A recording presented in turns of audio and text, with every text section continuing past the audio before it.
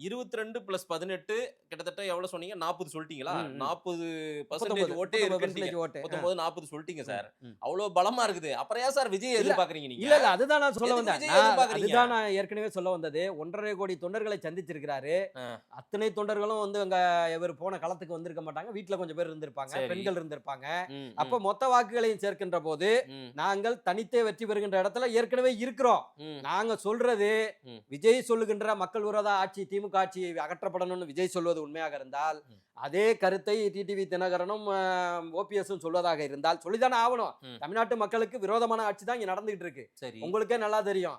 குமாரபாளையம் தாலுகாவுல, நாமக்கல் மாவட்டத்துல ஒரு தாலுகாவுல மட்டும் 1000 பேர்களுடைய கிட்னிகள் திருடப்பட்டிருக்கின்றன. சும்மா கிடையாது. ம். கிட்னியை யார் திருடுறா? உங்க சட்டமன்ற உறுப்பினர், திமுகவை சேர்ந்த சட்டமன்ற உறுப்பினர். அந்த 1000 கிட்னிக்கு நான் சொல்ல வரல. ம், அவருடைய கிதார் மருத்துவமனையும், அவருடைய தனலட்சுமி சீனிவாசன் மருத்துவமனையிலையும், உங்களுடைய சட்டமன்ற உறுப்பினர் கதிரவன் அவர்களுடைய மருத்துவமனை இன்னைக்கு தடை செய்யப்பட்டு, நீங்க சட்ட வல்லுநர்களை வச்சு நீங்க வேணா ஜெயிச்சிருக்கலாம் கேஸ்ல. ஆனால் நடந்தது உண்மை. ம், அப்ப சட்டம் இயற்றுகின்ற இடத்துல இருக்கிற உங்க கட்சியை சேர்ந்த சட்டமன்ற உறுப்பினரை 3 லட்சம் மக்களுடைய பிரதிநிதி. ம், அப்ப அவர் வந்து முதலமைச்சராகவோ சட்டம் இயற்றுகிற இடத்துல அவர் என்ன எழுதுவாரு?